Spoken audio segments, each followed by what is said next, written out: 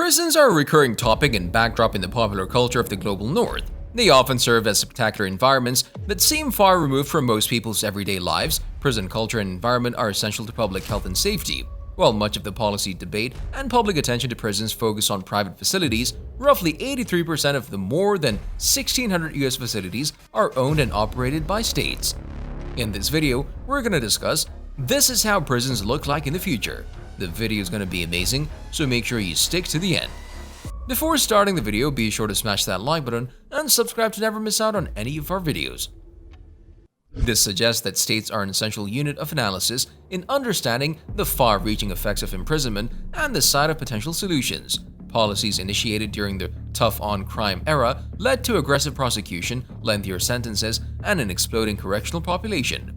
In recent years, the corrections sector has been gradually shifting toward efforts to provide treatment, alternatives to incarceration, and enhanced programs to facilitate offender re-entry. In prison, on current figures, each week there will be almost 600 incidents of self-harm, at least one suicide, and 350 assaults, including 90 on staff.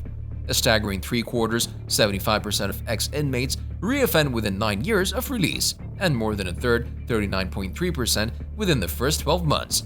The total cost is estimated at £13 billion each year.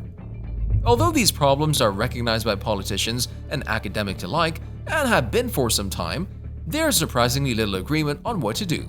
Alison Labeling is a professor of criminology and criminal justice at the University of Cambridge and the director of the Institute of Criminology's Prisons Research Center. Her main interests lie in the changing shape and effects of imprisonment, the role of values in criminal justice, and the role of safety, trust, and fairness in shaping the prison experience.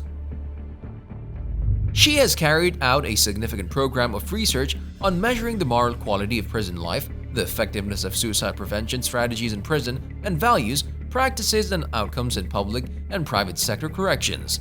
The impact of crisis on prison staff also needs to be recognized, with their health and safety equally at risk, and significant personal implications if they need to be evacuated and separated from their families during emergencies. People in prison and staff need to know that they'll not be forgotten or ignored during a time of crisis, and when a crisis hits, they need to be kept informed of events in the outside world, including what's happening to their families and friends and communities. The inevitability of future crises, including conflict, natural disasters, health emergencies, and the resultant impact on prisons, requires enhanced contingency measures to be developed in all countries.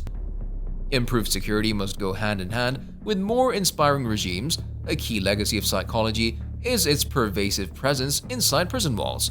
It would be unusual to find a prison in any Western nation that has a person with a doctoral degree in economics, history, or even sociology working within and applying that field's training to the operation and goals of corrections. In contrast, it would be hard to find a prison in the Western world without at least one psychologist dedicated to applying their training to the operation of the prison. Wider change is urgently needed to improve mental health among people in prison. Turning prison facilities into smart buildings is one of the primary ways we'll see prisons improve their effectiveness in the near future. Smart tech wired directly into building infrastructure to provide new insights. Network sensors, cameras, and access control points will provide personnel with better insight into the movement of people and equipment throughout the facility. As a result, they'll be able to identify inmate locations and movement patterns, control the flow of illicit goods into or out of prisons, and identify potentially violent situations before they erupt. The jail of the future is oriented in an east-west direction to capture sunlight during winter and to guard against heat again in the summer. The building itself is narrow and wrapped around an outdoor courtyard in the shape of a square donut. The exterior envelope of the building forms a secure perimeter. Exterior materials can be masonry, brick, precast stone, or glass. Because this is a sealed building, the outside can be designed with various expressions so that it can look like a library, a community college, or a museum. The courtyard created inside the square donut provides a daylight-filled corridor along all 4 sides, which in turn reduces the energy consumption for artificial lighting in a building that operates all day, all night, every day of the year. Bringing daylight into the correctional environment reduces stress for inmates, reduces absenteeism and sick calls for staff, and lifts the spirits of all. Outside of prisons, mobile devices can help former inmates manage their behavior and reduce their chance of recidivism. For example, a court-issued mobile device or app on a personal phone could help parole officers stay in contact with parolees. It could provide a secure communication channel or a way for the parole officer to monitor the parolee's whereabouts and intervene before entering high-risk situations. Corrections facilities at the state and federal level, and indeed globally, face many challenges.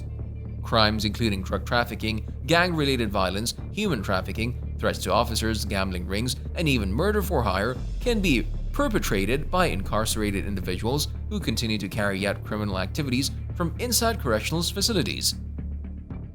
These activities not only affect the safety of correctional employees and those incarcerated who seek rehabilitation, but they also impact communities that surround where corrections facilities are located and beyond. In the future, we hope that through establishing and delivering integrated health and social care in prisons, people in prison will be able to access assessments and services on an equivalent footing to people in the community. A more holistic, multidisciplinary approach will improve health, social, and employment opportunities and will support the reduction of future offending.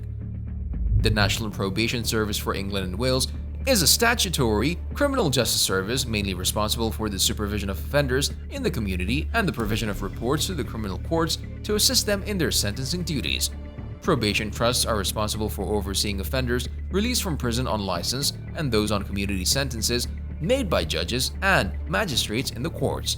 Some of these services were previously attached to the prison authorities or were local offices with a number of small duties. As of today, we can see that probation has become a regular part of the criminal justice system. More than half of all countries are widely introducing new forms of supervision. The emblematic case is one of electronic monitoring. The diversification of the stages of intervention, example pretrial enforcement, management of postponed sanctions, conversions, or post-release stages, leads to a diversification of the categories of staff employed and as a consequence of their duties. In the year 2030, the jail is located downtown next to the courthouse, allowing for easy movements of inmates and reducing the number of vehicle trips required from a remote jail. It's accessible to public transportation, which meets a sustainable design goal and provides human consideration to maintain the human connection for families, friends, and attorneys. Downtown buildings have a smaller footprint than a one-story out-of-town building. Forgiving and reintegrating wrongdoers, especially remorseful ones, are valuable both symbolically and practically. The left and the right ought to be able to unite behind a combination of restorative punishment, followed by forgiveness, as exemplified by re-entry programs both public and private. The process of re-entry from the justice system begins at intake, and the brick-and-mortar facilities housing inmates need to accommodate this process. Virtual prisons might make it nearly certain that any further offending will be detected and punished, but those who don't care about consequences will still be able to find ways of committing a crime.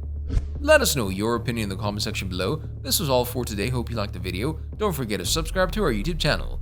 Stay safe, and we'll be back soon with another video and just for you guys. Until then, take care and be happy.